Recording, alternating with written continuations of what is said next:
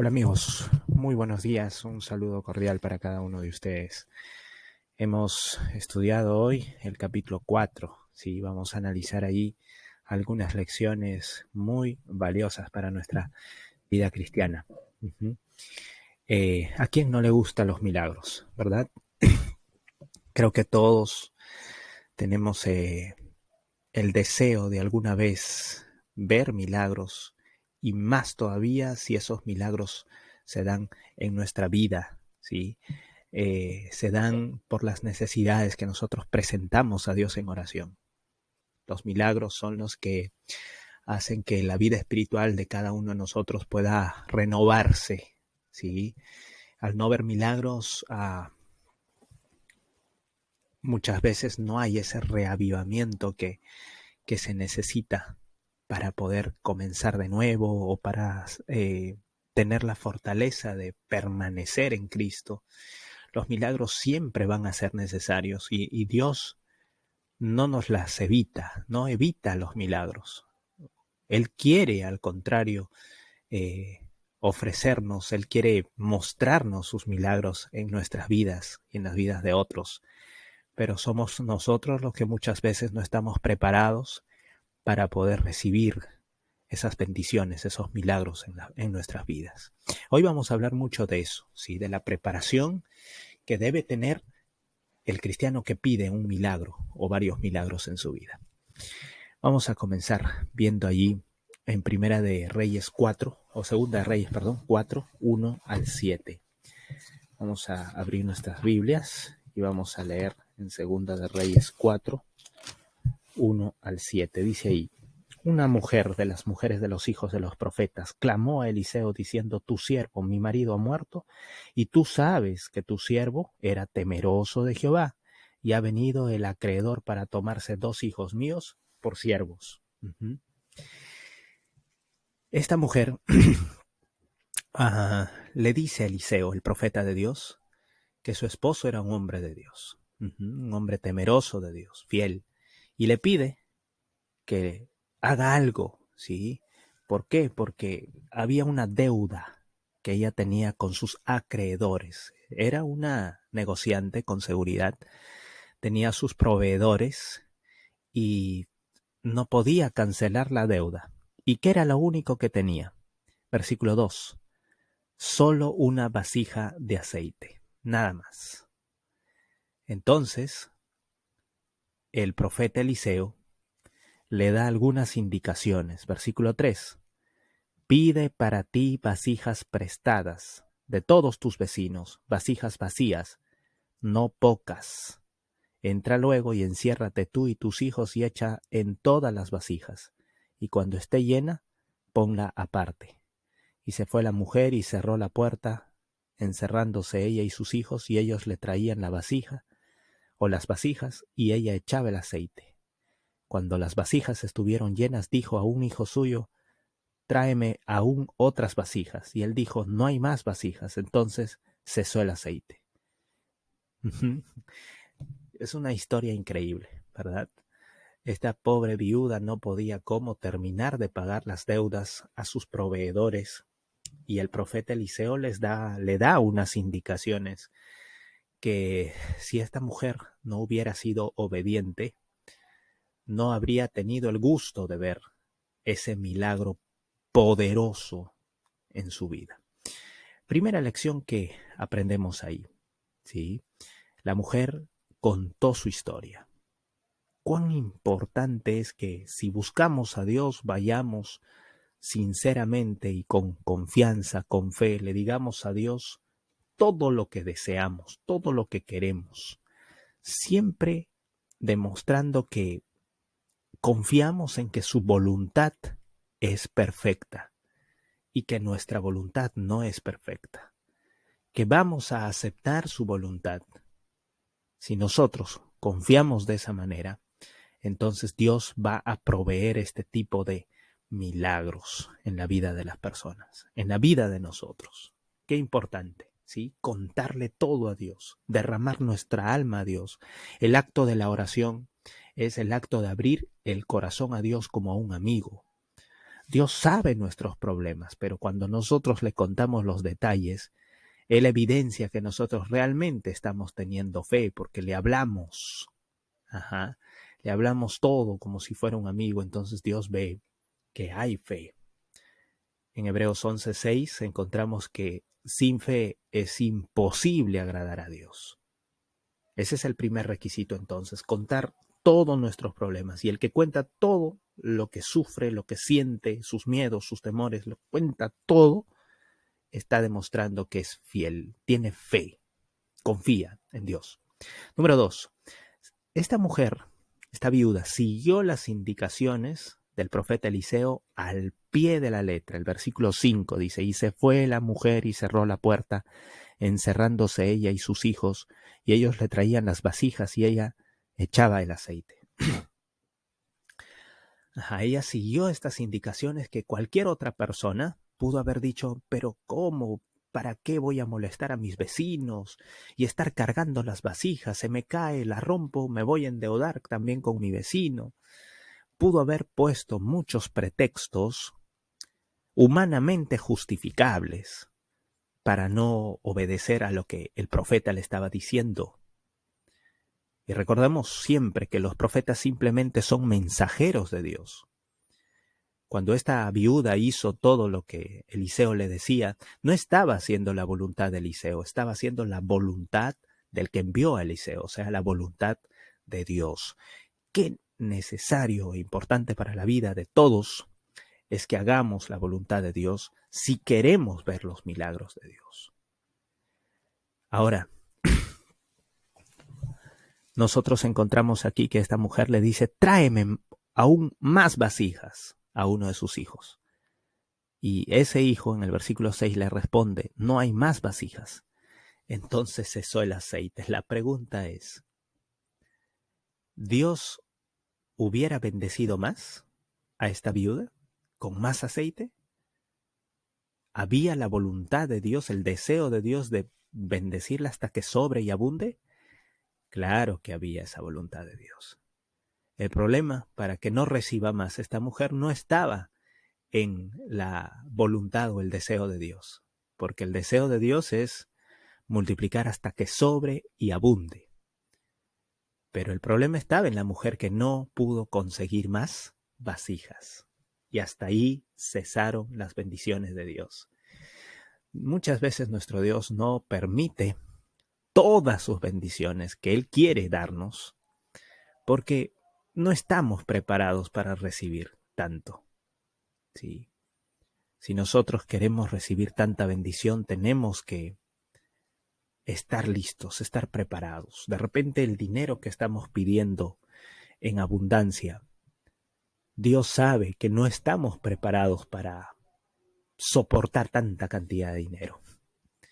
Posiblemente Dios sabe que ese dinero nos va a apartar de su reino, nos va a desviar del objetivo principal que es la salvación. Y por eso no nos provee ese tipo de bendiciones. De repente Dios sabe que una vez que nosotros conseguimos lo que estamos pidiendo en oración, ya vamos a dejar de estar en comunión con Él. Entonces Dios retiene hasta que aprendamos a tener una comunión con Él, no por interés, sino porque realmente lo sentimos necesario para sobrevivir espiritualmente. Qué importante es, hermanos queridos, la preparación del que pide milagros, y no cuánto pedimos, sino cuán preparados estamos ya para recibir esos milagros. Vamos a ver ahora los versículos 8 al 37. Allí se nos narra la historia de la Sunamita, ¿sí? Una mujer que fue hospitalaria con el profeta Eliseo y que llevaba un dolor grande en su corazón. Ella no podía tener hijos. Entonces, Eliseo, como buen siervo de Dios, él conocía el comportamiento de las personas, él veía las emociones de las personas notoriamente a través de sus palabras, a través de su modo de caminar. Y esta mujer se notaba angustiada por eso, ¿no? Por causa que no podía tener un hijo, ¿sí? Lecciones que nos deja esta historia. porque la Biblia nos dice aquí en Segunda de Reyes 4 que Eliseo, de la misma manera que Dios anunció a Sara y a Abraham que tendrían un hijo y tendrían descendencia, y ellos no lo podían creer, por esa razón hasta se rió Sara. Sin embargo, Dios cumplió con su promesa, nació Isaac. De la misma manera, esta mujer también le dijo a Eliseo, no te burles de tu sierva, ¿sí? Pero al final, Eliseo, o Dios a través de Eliseo, propició este milagro tan necesario para la vida de esa tsunamita. Ahora, hay algo muy interesante, que Dios mismo permite que este niño muera por alguna enfermedad, algún problema de la cabeza que lo aquejaba, y él se fue y se quejó con su papá y le decía, papá, papá, mi cabeza, y murió, ¿sí? Entonces Eliseo, por indicación de Dios, hace todo un protocolo. Primero envía a su siervo Giesi. Giesi va con el bastón en su rostro de este niño. No se mejora, al contrario, el niño muere, y cuando llega Eliseo lo encuentra muerto. Pero Eliseo se tiende sobre el niño y entonces sucede el milagro, ¿sí? ¿Cuáles son las lecciones que nos deja esta historia hermosa de la resurrección de un niño? Y no solo eso, sino que este niño también nació de milagro, ¿sí? Murió y luego resucitó de milagro. Fue doblemente el milagro en la vida de esta familia con ese niño, ¿sí? Número 1. La primera lección. La hospitalidad siempre tiene sus recompensas. Encontramos en esos versículos que la mujer le pide a su esposo que deje que Eliseo, el profeta, se quede en casa. Cuán importante, hermanos queridos, es recibir a los siervos de Dios en casa. Ustedes no se imaginan lo difícil que es para un siervo de Dios estar predicando de un lado a otro, estar capacitando, entrenando, planificando, dirigiendo la iglesia. No es nada sencillo. En primer lugar, qué bonito se escucha cuando una persona o una familia se acerca a un pastor, a un colportor, a un misionero y le dice, estoy orando por usted. Mi familia y yo estamos orando por su ministerio, por su salud, para que Dios lo bendiga. Eso es aliento puro para aquel que es siervo de Dios. No solo se necesita de la bendición de Dios, también se necesita un acompañamiento fiel y sincero de todos. El siervo de Dios, no por ser siervo de Dios, deja de ser humano. Siempre necesitará el calor, la aceptación, el compañerismo del resto de la iglesia. Y qué importante ser hospitalarios, hermanos, ¿sí? No necesitas dar un plato de comida para ser un hospitalario correcto ante los ojos de Dios. Basta un abrazo, basta un saludo cariñoso, sincero, con la mirada a los ojos, y decirle, pastor, o misionero, o colportor, cuenta con mis oraciones, cuenta con mi respaldo, estoy con usted. Qué lindo es recibir esas palabras, y qué vaso de agua en medio de un desierto muchas veces puede ser esas palabras, hermanos. Practiquemos esa actitud hospitalaria siempre. Dios va a bendecir a aquel que es hospitalario con sus siervos.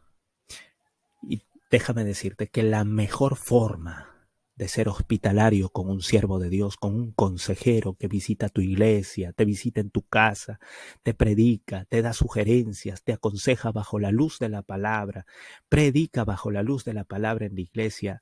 La mejor forma de hospitalidad es seguir lo que ellos nos enseñan. Recuerda esto, por favor. No hay satisfacción más grande, no hay salario más valioso para un siervo de Dios que ver que lo que predica da frutos, tiene resultados, que la vida de las personas mejora por su trabajo arduo. Esa es la mejor hospitalidad que nosotros podemos darle a un siervo de Dios. Me gustaría que eso lo lleves en tu corazón. A veces nos desvivimos por celebrar un cumpleaños a un siervo de Dios, a lo grande, ¿sí? Una buena torta, una buena decoración. Sí, alegra mucho, ¿sí? Pero no se compara a la satisfacción de ver cómo hermanos y familias completas, iglesias completas, siguen las indicaciones, no del siervo. El siervo es un transmisor, es un mensajero solamente. Lo maravilloso está aquí en que esa iglesia, ese grupo pequeño, esa familia, esa persona sea hospitalaria considerando los consejos del siervo de Dios, ¿sí? Aplicándolos en su vida. Eso es lo satisfactorio. Esa es la mejor manera de decirle gracias a un siervo de Dios. No te olvides, por favor. Número 2, Dios es el Dios de los imposibles. Cuando nosotros vemos como una mujer de avanzada edad tiene un hijo y luego cómo ese hijo muere y Dios lo resucita a través de su siervo, podemos entender una vez más que tenemos un Dios de los imposibles, que para Dios no hay nada imposible, que nosotros tenemos que confiar para que esos imposibles sucedan. Lecciones de las calabazas silvestres. Este también es otro episodio de la historia del profeta Eliseo, ¿sí? Cuando uno de los estudiantes de los profetas, ¿sí? No encuentra otra cosa que calabazas silvestres para comer, él cosecha sin saber lo que eran estas calabazas y las lleva y las preparan, pero eran calabazas venenosas, todos iban a morir. Sin embargo, Eliseo se encargó de, por la indicación de Dios, hacer que estas calabazas, aun siendo venenosas, se conviertan en comida adecuada para ellos. Las lecciones. Número 1, Dios vela por sus siervos. Eso es lo más motivador, ¿sí? Que cada persona que sirve a Dios a tiempo completo puede motivarlo en su vida, en su trabajo, en su ministerio. Nunca Dios abandona a sus siervos. Nosotros vemos que tanto a Elías como a Eliseo Dios satisfacía sus necesidades físicas. A ellos no les faltaba comida. Si Dios tenía que enviar cuervos, los enviaba y los enviaba con comida. Hermanos, el siervo de Dios que está ocupado en los negocios de Dios puede estar tranquilo. Dios va a proveer siempre lo necesario de manera milagrosa. No necesitamos estar preocupados en que, wow, tanto tiempo dedico a servirle a Dios, a predicar su palabra, a dar estudios bíblicos, a apoyar en los cultos de la iglesia, en los programas de la iglesia, y así voy a descuidar mi negocio, mi empresa, mi trabajo. Olvídate de eso, hermano querido. Si realmente hay fe en tu corazón, confía que Dios recompensa a sus siervos, no solo allá en la tierra nueva, sino también aquí mismo. Dios provee lo que sus siervos necesitan para que puedan dedicarse a continuar su trabajo diligente y eficiente. Número 2, donde Dios interviene, desaparece el veneno que mata al ser humano. El versículo 41, quiero que lo leas conmigo. Dice, él entonces dijo, Eliseo, traed harina, y la esparció en la olla, y dijo, da de comer a la gente, y no hubo más mal en la olla. ¿Cómo Eliseo, sabiendo lo que era, pudo permitir que se cocine calabazas venenosas? ¿Sí? Lo hizo porque el poder de Dios transformaría ese veneno en bendición. Nosotros hoy, hermanos, tenemos en el corazón venenos por años, ¿sí? A veces ya nacemos con el veneno en el corazón, un veneno que nos va matando poco a poco, nos va destruyendo y va destruyendo a quienes nos rodean, ¿sí? Esos venenos con los que nacimos fueron muy posiblemente por nuestros padres. Por ejemplo, los prejuicios. Por ejemplo, esa falta de fe, esa falta de un buen ejemplo de papá, de mamá, esos malos hábitos. Todo eso es veneno para nuestra vida y lo heredamos, ¿sí? Lamentablemente lo heredamos. Generalmente heredamos de los padres lo negativo en lugar de lo positivo. Es más fácil heredar eso. Dios, si nosotros le dejamos actuar, intervenir en nuestras vidas. Él va a desaparecer ese veneno que nos destruye, ¿sí? Él es capaz de hacer que las personas puedan abandonar esos parámetros de vida con los que nacieron y sean realmente nuevas criaturas, libres del veneno que hace tanto daño a la vida del ser humano. Número 2, donde Dios interviene, desaparece el veneno. No te olvides, ese veneno que mata al ser humano, el principal veneno de ellos es el pecado, los malos hábitos. Finalmente quiero terminar con esto. Lecciones de los 20 panes de cebada y de trigo. Esto está en los versículos 42 al 44. Número 1. Los milagros suceden cuando se siguen las indicaciones divinas. ¿Sí? Esta persona que trajo 20 panes de trigo y cebada le dijo, pero ¿cómo voy a repartir esto si son muchos? 20 panes, 20 personas, y no habían 20 personas ahí, habían muchísimos más. Sin embargo, Eliseo le dijo, reparte. Y este hombre tuvo la dicha de ver un milagro ese día. ¿Por qué? Porque siguió las indicaciones del siervo de Dios. Segunda de Crónicas 20:20, una vez más, me gustaría que usted pueda subrayar ese versículo y hacerlo parte de su vida todos los días, hermano, todos los días. El versículo 20 dice así, y cuando se levantaron por la mañana, salieron al desierto de Tecoa, y mientras ellos salían, Josafat, estando en pie, dijo, oídme, Jehová, y moradores de Jerusalén, creed en Jehová vuestro Dios, y estaréis seguros, creed a sus profetas, y seréis prosperados. Hermanos, nosotros tenemos lo escrito por los profetas de Dios. Aquí está. Tenemos todas las indicaciones para ser felices, para ver milagros en nuestras vidas a cada rato o cada que querramos, ¿sí? Pero si no seguimos las indicaciones que el hacedor de milagros nos da, esos milagros nunca van a suceder. Necesitamos ser obedientes. El principio de la obediencia es fundamental para la vida del cristiano. Si no hay obediencia a Dios, no hay nada. No hay absolutamente nada. Ningún milagro. Necesitamos someternos a los mandamientos de Dios. ¿Sí?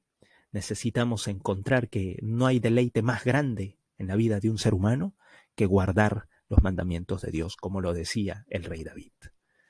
Lección número 2, donde Dios interviene, todo se multiplica. El versículo 43 nos habla de eso. Vamos a abrir nuestras Biblias en Segunda de Reyes, para terminar con ello. 4, versículo 43.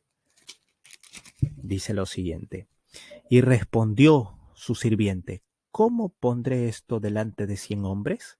Pero él volvió a decir, da a la gente para que coma, porque así ha dicho Jehová, comerán y sobrará. Hermanos, Dios cuando bendice no da poca cosa. Dios es Dios de la abundancia. Si nosotros le pedimos vida, Él nos dice, yo te doy vida, pero te doy vida en abundancia. Si le pedimos salud, yo te doy salud y te doy salud en abundancia. Si le pedimos sabiduría, Él no mezquina nunca sus bendiciones. Él quiere darnos hasta que sobre y abunde. Pero muy posiblemente nosotros no estamos preparados para recibir tanta bendición. Posiblemente las vasijas que estamos llevando son muy pocas para las tremendas y abundantes bendiciones que Dios tiene para nosotros. En esta mañana yo quiero invitarte a que puedas estar preparado, puedas pedirle a Dios siempre sus milagros, pero podamos entender siempre, amado hermano, de que sin seguir las indicaciones que Dios nos dejó en su palabra, nosotros nunca vamos a poder ver restaurada nuestra vida. Nunca vamos a poder contemplar el poder de Dios, la gloria de Dios en nuestras vidas. Necesitamos obedecer. Que en esta mañana el Señor, su Espíritu Santo, pueda darnos la fortaleza necesaria para ser obedientes a sus indicaciones, ¿sí? Con la fe y la seguridad de que Dios va a proveer lo que nosotros, sus siervos, necesitamos. Un abrazo, amigo. Que Dios te bendiga.